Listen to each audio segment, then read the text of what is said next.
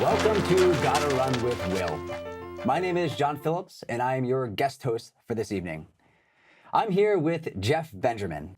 He is the former president of the Staten Island Athletic Club. He is the senior writer for the Running Network, and he is the LRD chairman for the USATF New York. Geoff, welcome to the show. Thank you very much. I'm really thrilled to be here. Great. So, thank you. Geoff, I know you've been on the show before, and I recommend that everybody go and take a look at that episode. But this time, I really want to focus in on Staten Island running culture.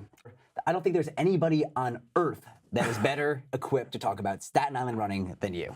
I appreciate that. Yeah. I've been very lucky, though, that a lot of people have filled me in through the years. Some really great Staten Islanders. But I want to talk a little about the rich history that exists there, past, present. But I want to talk about the future, too, because in 2019 and in 2020, Staten Island is the receiver of the USATF Indoor National Championships. That'll be in February. So I think that's going to be incredible for the borough. That is really like big for us. Yeah. Our borough president, Jimmy Otto, who's a Met fan, and I feel very bad for him at this point. Yes. Jimmy Otto was asking some of us, what is the magnitude of all this? Yeah. And one person told him it's like having the World Series of track and field on Staten Island. Not only that, we're going to have just the current crop of America's greatest track and field athletes, but it also brings in a lot of old timers as well. Absolutely. So, like, for example, Carl Lewis, one of the greatest of all time, is an assistant coach at the University of Houston. He will be up because some of his athletes are going to be making it. And sometimes some people just come up because a lot of the old-time runners are fans, like Bill Rogers, Craig Virgin, and others. So, but tell you what, all credit to Lauren Primerano, the president of USATF New York, who also runs Ocean Breeze with Lou Vasquez. They put together a heck of a package, heck of a presentation, and we are very blessed. We really have died and gone to heaven. Yeah. Before we dive right into that, we go into Staten Island running. I really love this story. We talked about this before, but your first race, and how it kind of intertwined with a very important running figure. So I just want to, and how that running figure became your pacer for the day. So tell us about that day. Well, I started running in 1981. There was a history teacher at my Susan Wagner High School, Steve Lerner, who was running 5 miles a day. I joined him. He was running about 8 minutes a mile. And first time I remember running with him, I didn't keep up with him. But then, as training went on and encouragement, I started catching up. And my family and I learned about a old race, New York Roadrunners Manufacturers Hanover 5-mile challenge in Clove Lakes Park. Back then, Manufacturers Hanover Bank would have them in all 5 boroughs, similar to the half marathon format you guys have now. Very cool. So I entered the race, and I really didn't know what to expect. It was my first time ever, over a course, so to speak, not the track. And people saying, hey, what are you looking to run? What are you looking to run? What are you looking to run? And there was a guy there who said, yeah, I'm looking to break 40 minutes. So I was like, all right, I'm going to stay with this guy. Gun goes off. I remember it being very crowded. I remember people going out like maniacs. And I just stayed with this guy. And I remember there was a fellow in the race who was wearing dungaree pants. And he was in front of us. And that kind of got me fired up. You can't lose to the guy in crazy. It's crazy. No, but we eventually got him. We eventually got him in like 3 miles. Right at the end of the race, the guy I was with sprinted, finished in front. And we actually both broke 39 minutes. And it was Fred LeBeau. Everyone knows who he is. Yes. And from what I know from Fred's history, that might have been a PR for him. It could have been. Yep. Not a bad way to start. So, no, not at all. So, through the years, he knew who we were and everything, and we would see him. I've been a member of the Roadrunners since 82, I believe, 81, 82. Yep. So, just a lot of fond memories and stuff. We did a lot with the New York Roadrunners Club when I was president of Staten Athletic Club. One of the great things Fred did was get involved, have community groups get involved with the New York City Marathon start, where there was funding for them, which was really a great thing and really went a long way to helping out those groups. That's awesome. So let's start deep diving into Staten Island running here. Sure. I want to first talk about Art Hall, and that was your first coach. Tell us a little bit about Art Hall and who that person was. Sure. Art Hall finished in the top 5 in some of the early New York City marathons. He was somewhat of a protege of Ted Corbitt. Catherine Switzer, in a book, Marathon Woman, writes about how during her time period as she was fighting for women's rights, that there was this young African-American runner running distance in Central Park all the time, which was rare to see. Yep. And she devoted a lot of time and attention to Art Hall and how he helped encourage her as well. And Art had moved to Staten Island in the mid-'70s. And in late 81, as I started getting into the running, he had a club called the North Shore Track Club.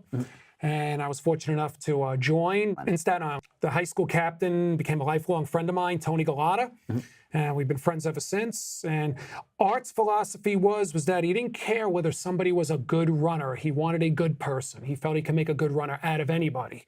So, and that was really the camaraderie of that club. And Art later on became a board member of the New York Roadrunners. And I don't know, I'd like to advocate maybe one day consideration into the New York Roadrunner Hall of Fame. We'll see what happens. There've been a lot of worthy people put in. I know that there's a big list, but if Art could pop up on somebody's radars, I mean, he really unsung guy in the New York running scene, without a doubt. Always inclusive guy. At New York Roadrunners, we always advocate for is the inclusivity. Yep. Tell me a little bit about Art's accomplishments as a runner. Art finished in the top 5 in some of the early New York City marathons. Yeah. If I remember correctly, the 1974 or 75 race, which was still in Central Park, the 4 times Central Park, was a hot day. And a young runner in front of Art had went out a little hard, and he was still in his experimental phase of becoming a runner at the highest level. And around 20 miles, he actually got exhausted, this runner, lay down on the side of the park, on the north end of the park, and Art came by and said, "Hey, you got to get up. You got to finish this race." Yeah. And Art got him up. Art did beat him, but the young runner was Bill Rogers. And yeah, it's a great story. And Bill remembers it to this day. Yep. And when Bill visited Staten Island this past May for one of the charity runs we did, we actually stopped by the street that was named for Art Hall Way. Very cool. Took a picture and everything. It was really great. And Art would always say, it was sportsmanship, but he also said, but you got to remember, this is the early 1970s in the north end of Central Park. Who knows what would have happened to the guy if he didn't get up? Oh, no, yeah. Which is true. Which is true. I mean, the city, and I was looking at this, the city and Central Park and everything started changing a lot when Fred got the 5-borough race going. And if you've seen the documentaries and you read the stories, some long-time hardcore runners were like, "Fred, are you crazy? Running through the Bronx, and everything." And in a way, that race was kind of like the progenitor to get everything going in the right direction. Where now anybody, could be in Central Park. It's very safe. Yep.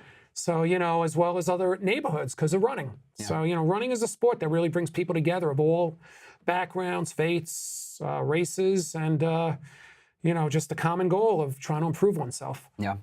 Tell me a little about how Art really helped popularize and grow the sport of running beyond Staten Island. Like I said, his years as a board director of the New York Roadrunners, encouraging things. One other thing, too, in the early 80s, Art did talk with Fred and Alan about doing a children's thing. Yep. And originally it was sponsored by Adidas. I remember Adidas sponsored some kind of New York youth program. Interesting. And from what I've been told, that pretty much blossomed into the New York Roadrunner Mighty Milers, which is around to this day. I think, I think that's his greatest legacy, despite his great performances and great coaching and some of the athletes who ran for him, which were phenomenal athletes. You're leaving stuff for the kids, which I think is phenomenal. Yeah, and then, we still, that program is now called the Rising New York Roadrunners. Oh, wow, okay, great. I didn't know that. That's pretty cool that Art had a first hand in that. Yeah. Very happy to hear that. Tell me a really good story about Art's character, because he didn't just want to focus on making good runners. He wanted to focus on making good people. Yeah. Prior to the race, Art would be very quiet, serious. Some people want to get into that mode. Yeah. But after the race, basically, I think a great thing with Art Hall was that he would invite anybody to join him for the jog down. Anywhere from 10 minutes to 25 minutes. And he went slow. He would run 24 minutes for 5 miles per se. Yeah. But then the warm down would be 8 to 10 minutes a mile, just conversation, go as you feel. He always encouraged everybody. And he always went out of his way to introduce runners, younger runners, to other people too. I recall in 1982, I ran the Trevera Twosome, a 10-mile race, which used to be put on by the Roadrunners.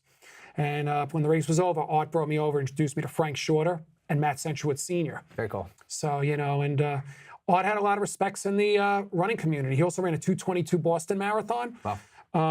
And really stood out as one of the preeminent African-American runners in the New York City area. Like I said, protege of Ted Corbitt. Yeah. So. That's good company. Yeah, absolutely. Yeah. All right, let's talk a little bit about Abel Kvyat. Okay. All right, so who exactly was Abel Kvyat? Okay. Abel Kvyat was the son of Russian Jewish immigrants. Mm-hmm. He was born in 1892. When he was an infant, the family moved to Staten Island. Mm-hmm. Abel went to public school, played a lot of baseball. He had very long arms. He was very short. And in high school, he was an exceptional baseball player. In his time period, he was called the Jewish Honus Wagner. Some people may remember Honus Wagner.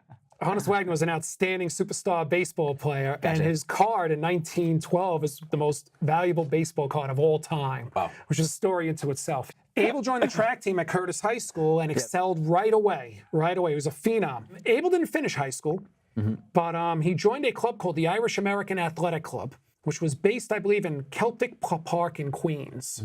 And the club in the early 1900s was the first and only inclusive club in the United States at the high level. They did not care who you are. They accepted you. That must have been, a pretty progressive club. I mean, in 1908, to allow every single person in is a pretty unbelievable way to think that sport can truly kind of transcend. Absolutely. Abel was made the captain of the club. Jewish kid was made the captain of the Irish American Athletic Club. Although he would joke to others that the reason he was made the captain was because he got up on Sunday mornings and he'd rouse up all the Irish guys to get them to to get them to church.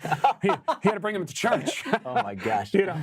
Exceptional runner, and his blossom year was 1912. The 1,500 meters, which is the metric mile, a little short of the mile. Became the first man to break 4 minutes for it ever. And over a period of, I believe, 17 days, broke the world record 3 times. And in that time period, like where sports were treated equally by the media, like Christy Mathewson of the New York Giants baseball team would pitch and he'd make the back headline. Track athletes would be right next to him in the back headline.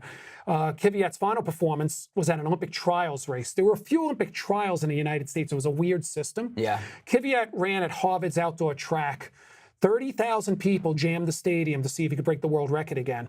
And in a great story, the rules back then were they took 3 officials and put them at the mile mark with 3 stopwatches.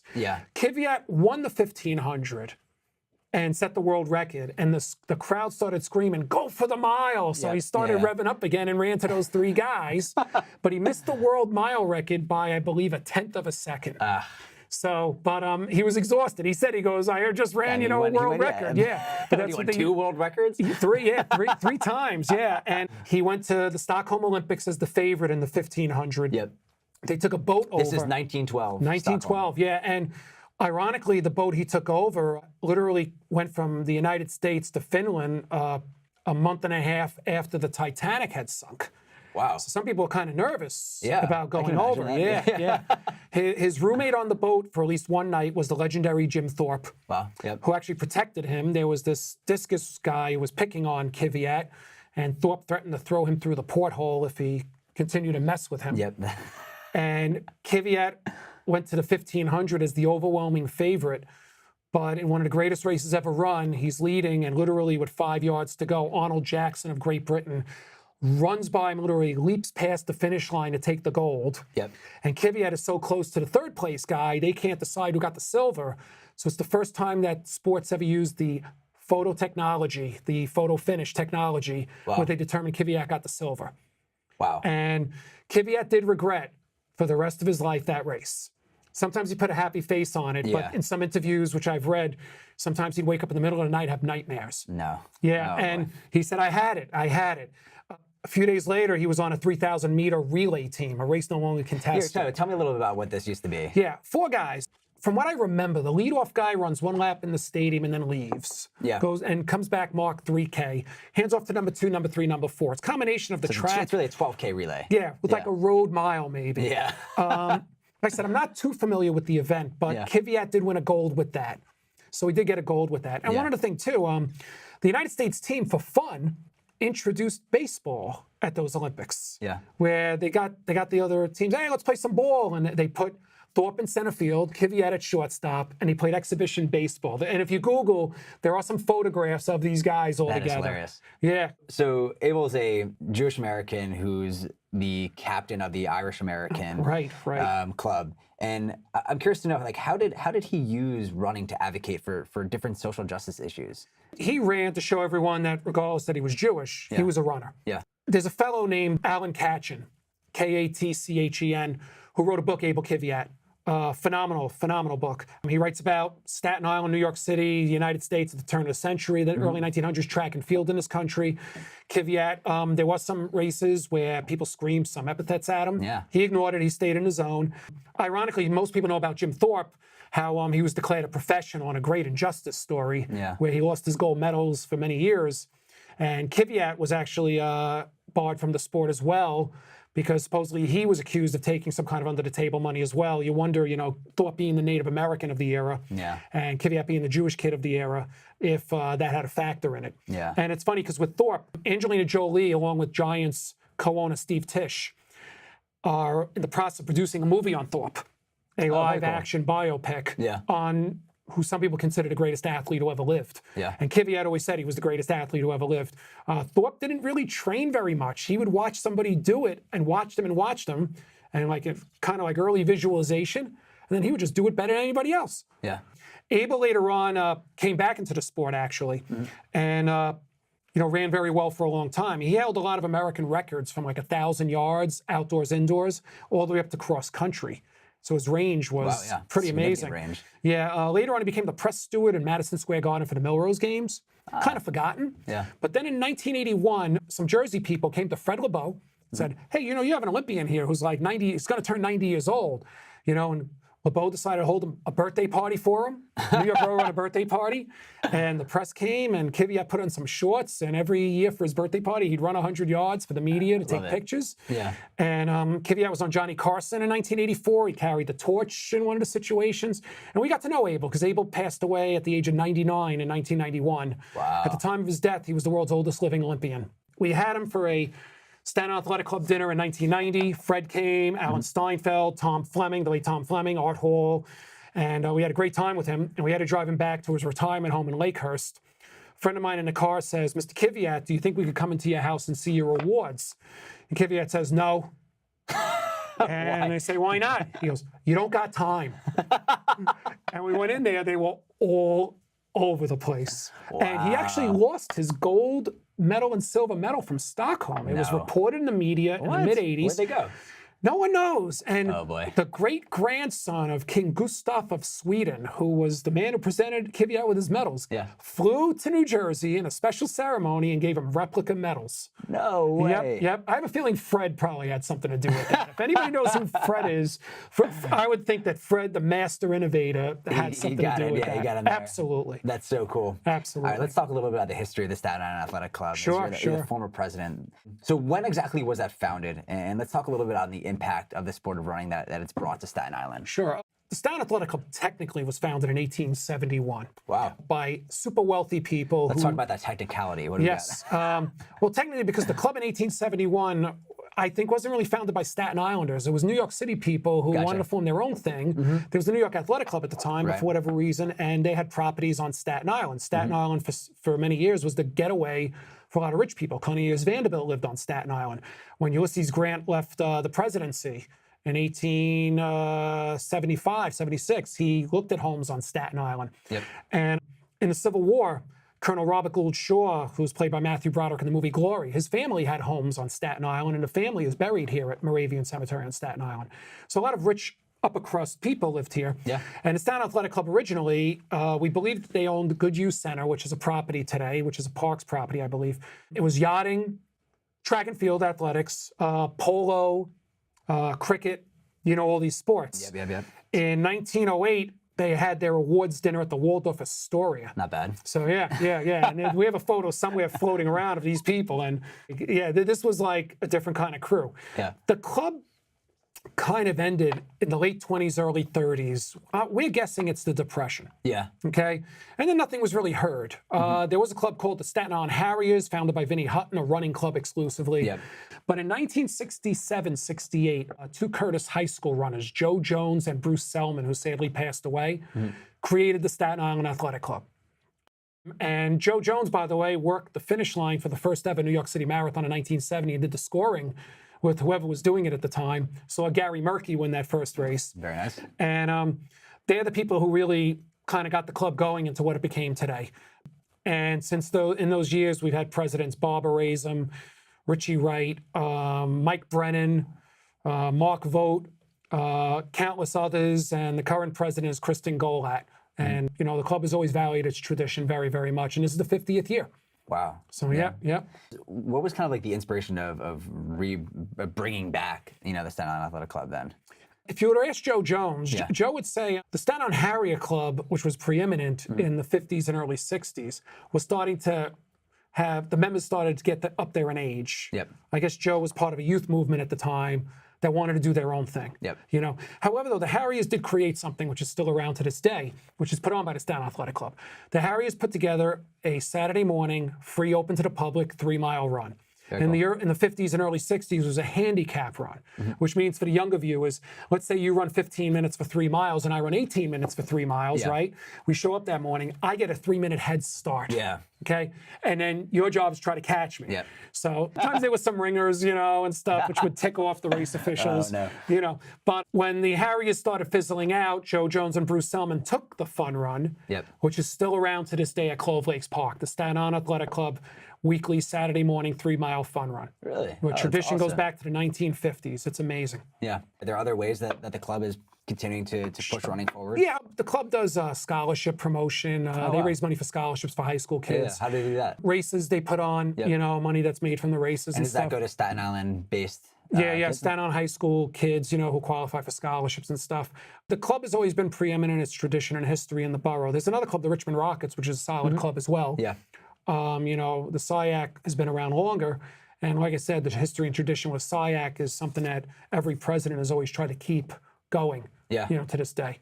Let's talk about the future of Staten Island running here now. Sure.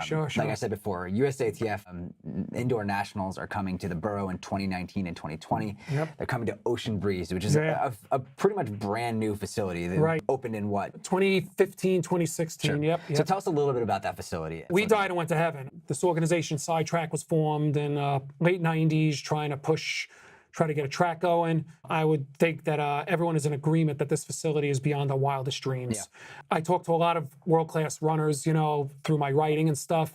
I talk about Ocean Breeze, and we actually received one of the great compliments. We're like, it's like you're running outdoors, indoors, because the ventilation system in there is just outrageous. Yep.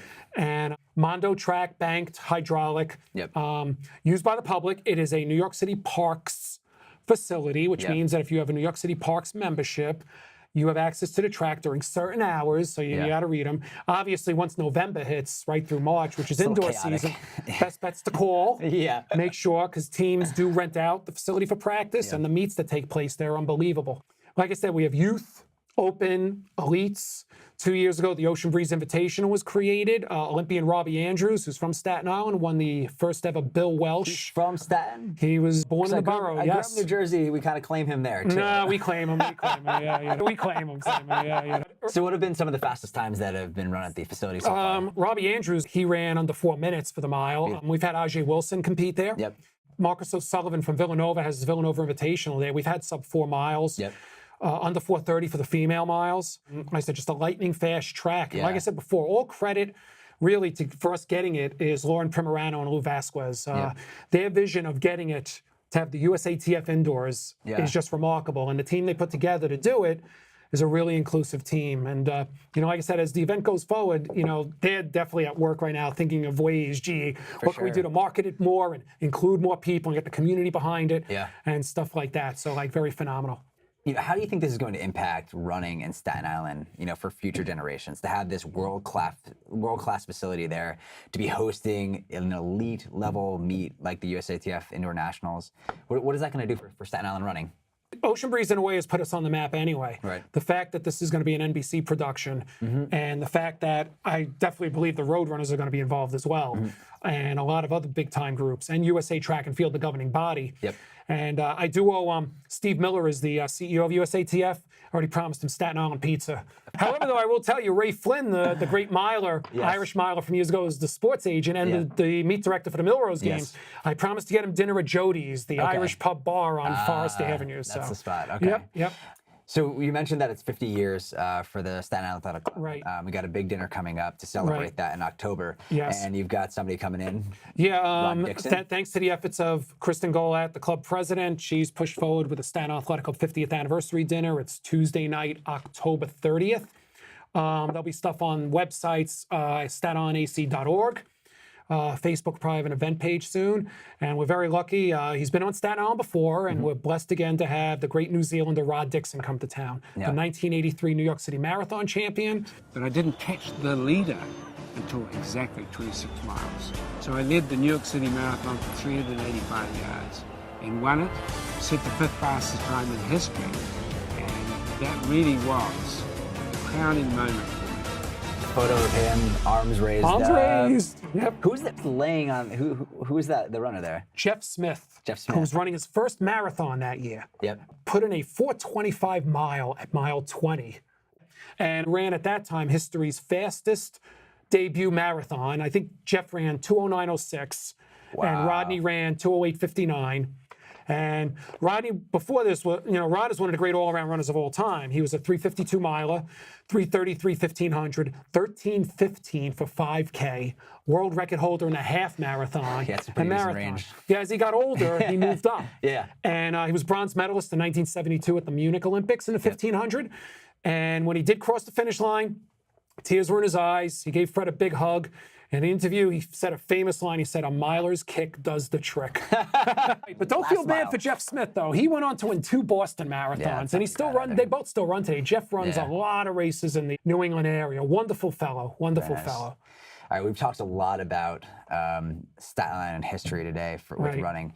Now, who do you think the people that today we're going to be talking about in 50 years, just like we've talked about Abel and Art? From Staten Island. Staten Island. Oh, boy. Michael Cassidy is one of our outstanding marathoners, as you guys know. Real product of work. He's amazing. He appreciates the sport. He gets it. Okay. You want to include Robbie Andrews in there? We can include Robbie Andrews in there. Absolutely. The jersey might take him too, though. Yeah. Well, just so you know, for the baseball people watching, Robbie's great-granduncle was the great New York Giant baseball player Bobby Thompson, who in 1951 hit the famous shot heard around the world. Really? One of the most dramatic home runs in the history of basable. Wow. So when people say, hey, Robbie has a flair for the dramatic as he out-kicks everybody at the end of a lot of these races, he probably gets it from him. Our quintessential fellow who's 89 years young is Bill Welsh. Yeah. Bill Welsh has been running forever. Despite leukemia, despite the fact he just came out of a nursing home after fighting pneumonia, he's still up and at it. He's still with it. He is beyond inspiring to us. So he really is the guy. Wow. So, yep. All right. Well, thank you, Geoff, so much for coming in and chatting about Staten Island running culture. My great pleasure. Great pleasure. Really appreciate it. And like I said, I don't have this information just for myself. I get it from a lot of people. And now everybody gets to hear all about That's it. awesome. That's awesome. All right. And thank you, Will Sanchez, for hosting us today. I look forward to my own personal interview, sitting down with Will in a few, and excited for that interview on Gotta Run with Will. Thanks, everybody, for joining us, and goodbye.